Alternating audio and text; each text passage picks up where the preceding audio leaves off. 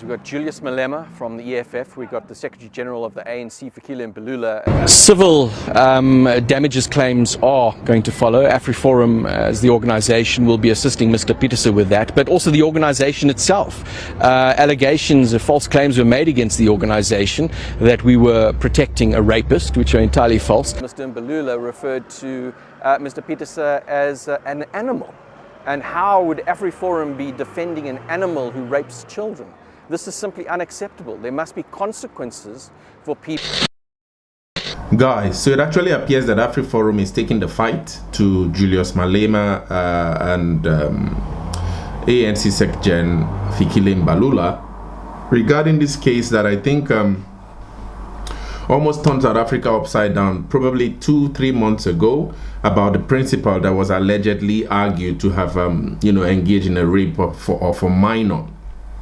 For me personally, as an outsider watching this whole thing, I think that was the first time I really saw the kind of like perspective that blacks have against or towards whites in South Africa. I remember how most of the black communities in South Africa really rose up and actually wanted to almost took the law in their hands, regarding the anger because of this case. And those were kind of like the times I was really taken aback, really trying to really watch South Africa and understand South Africa's society, so to speak. But anyway, the principal actually has come up to argue that that period has had a really devastating impact on his life. He's actually almost turned his life upside down. I think AfriForum now wants to charge Julius Malema and MALEMA MBALULA for what they call reckless statements that were made by these politicians regarding this case. I think, as you heard in the video, Bateman argues that MALEMA MBALULA actually referred to the man as an animal, and that they're going to take that up because it actually impacts their own organization as well, arguing that they were argued to be protecting rapists. This was the argument, and so they really want to fight against that and get back. And I think when I listen to this Barry Bateman, he really sounds really angry with this case. So to put this in perspective, these were Mbalula's words as I found here on this IAL article. It says that on April the 1st, 2025, Mbalula made, during a media briefing at the Birchwood Hotel in Boksburg, condemned the alleged rape of a 7-year-old at Bergview College in Matatiele and sharply criticized AfriForum for defending the accused. These were his words. He said, "We are outraged and deeply saddened by the brutal violation of a 7-year-old child at Bergview College," Mbalula said. Mbalula continues. He says, "Even more disgraceful is the involvement of organizations like AfriForum who shield suspects rather than standing for justice." So I think this is where AfriForum is trying to come in now to really, go take the fight back to Mbalula, arguing, because I think after many investigations, there's an end to the case where it actually appears that the location for this rape might not have exactly been where many of those who accuse this principal accused him of.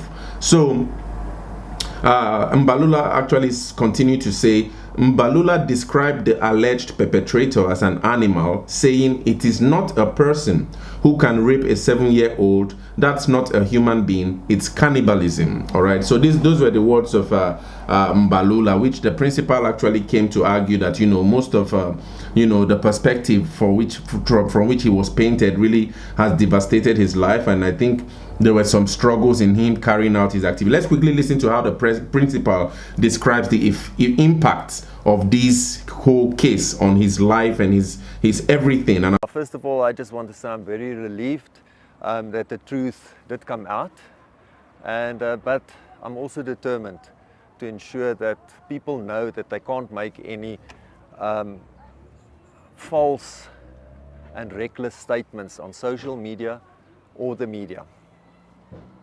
And what has the impact been on this case, or rather the accusations that were placed on you and being branded as a child rapist in the public domain? It's life-changing. All aspects of my life has been affected.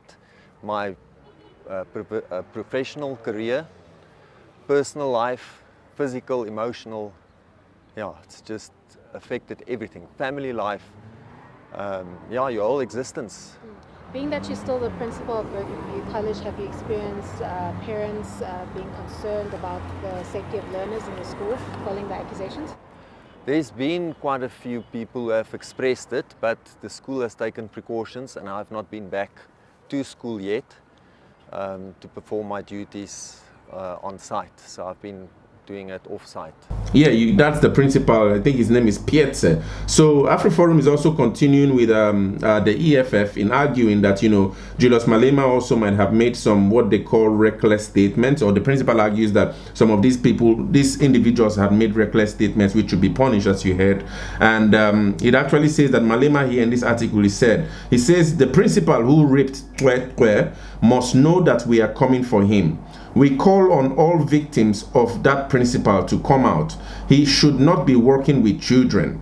All right, so I think these are the statements that AfriForum now wants to really pick on and take both Julius Malema and Fikile Mbalula head on, you know, in this case. I think Barry Bateman argues that politicians who lie publicly and destroy lives should go to jail. He also actually argued that there's this other MP from, she was a former Democratic Alliance MP, Pumzile Van Dam. Bateman, as you would hear in this video that I was going to play soon, argues that she was driving a disinformation campaign against, you know, this whole case. And so they I don't know if they're going to be roping her in. But let's quickly listen to how Barry Bateman describes the case that, you know, they are going to be opening against Julius Malema and Fikile Mbalula, which probably would drive the country into another series of court cases regarding Julius Malema and the AfriForum again. And this is in light of the fact that we are just almost recovering from the whole thing with Donald Trump's Africana whole issue, and now having AfriForum to lead this battle again against this against Julius Malema and Fikile Mbalula is almost you know, I think a lot of South Africans are just really beginning to really think and wonder what kind of country South Africa is really becoming. But anyway, let's quickly watch Barry Bateman describe the case. Julius Malema and Fikile Mbalula may be to be charged for what they call false allegations against this principal who was allegedly accused to have you know, been participated in this rape of a minor in his school, in the school where he's a principal. And share your thoughts, guys, in the comments. We got charged against 3 individuals. We got Julius Malema from the EFF, we got the Secretary General of the ANC, Fikile Mbalula, as well as the Eastern Cape MEC for Education, Fundile Gade. Now the 3 of them are going to be charges of criminal injuria opened up against them, plus additional charges of the Cybercrimes Act and the Intimidation Act against Mr. Mbalula and Mr. Malema. All right, and of course we saw this unfold in front of the media, and what exactly are we looking at here in terms of what is he pressing the charges for? Like, what are the charges? Well, the reason he's filing the charges is because his dignity has been impaired. We've had these individuals refer to Mr. Peterson directly as a rapist. We're not even going as far as allege this or allege that. He was referred to as a child raper. He was labeled as a pedophile. This is a teacher who his career is in the care of children.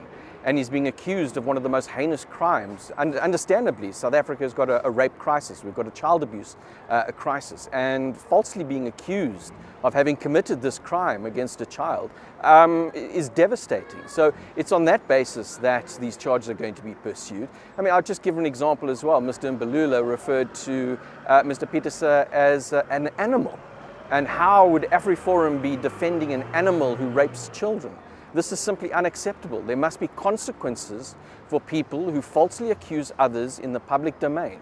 And social media has been a particular difficulty or a problem in this regard, in that these false allegations have been repeated unquestionably. And Mr. Peterson, it has uprooted his entire life and has pretty much brought an end to his career as a teacher, something he's dedicated his life to. What are we hoping for here when it comes to the outcome of the case?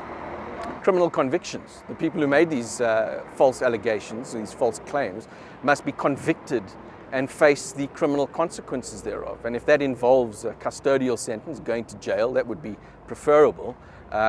Politicians who have great public platforms and can speak to thousands, if not hundreds of thousands of people, should go to jail if they're going to lie about people.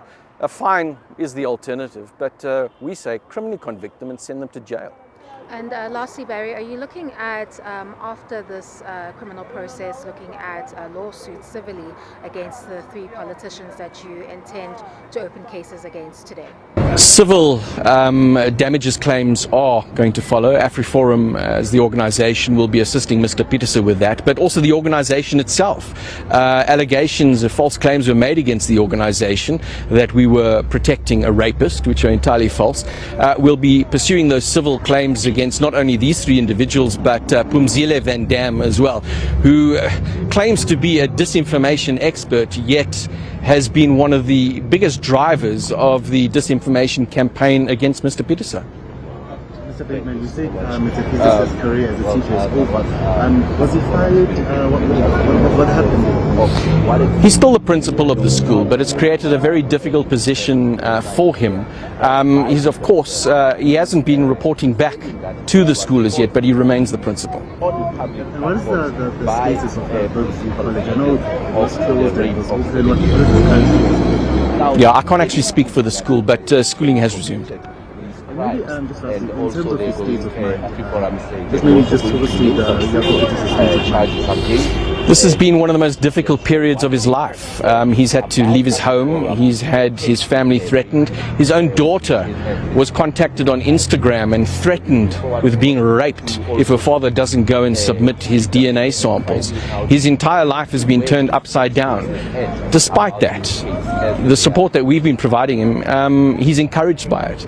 Being here today, of course, it's a very strange environment. We operate in this environment dealing in the criminal justice system. It's a strange place for him, but he's encouraged and he's confident that getting the support and ensuring accountability, that's very important for him. He's a man of principle, and he believes that those people who make false allegations should face the music. Just really lastly from my side, just how do you reflect on this entire saga? You know, the mother believes that the child was raped. I know obviously the NPA later dropped the charges, but just maybe a reflection. How do you reflect on this entire saga and how it was so planned out? Well, I think there's been an entire failure of the criminal justice system, firstly, but then a failure, and you know, it's difficult to admit, but by the media, and the picking up of unfounded allegations and repeating them as if they were true. You say that the mother believes that the child was raped, but the problem is that the investigation that was conducted by the authorities, and it was a thorough investigation, claims that the police failed are simply untrue. In the mother's own version, on the day that she reported, on the 16th of October, she was taken to the Tutuzela Care Center, where the child was interviewed by a doctor, nurses and forensic social workers. Despite all of this, there is no evidence that this child was raped. The police knew that when they submitted the docket at the end of November, and the NPA knew it when they made a decision not to prosecute. Yet inexplicably this matter was escalated and taken to various different forums. And when the allegations eventually were made publicly, they weren't interrogated. For example, the version of how the child was raped, that it happened on the Monday, but she only somehow showed the signs of this awful crime on All right, you're listening to Barry.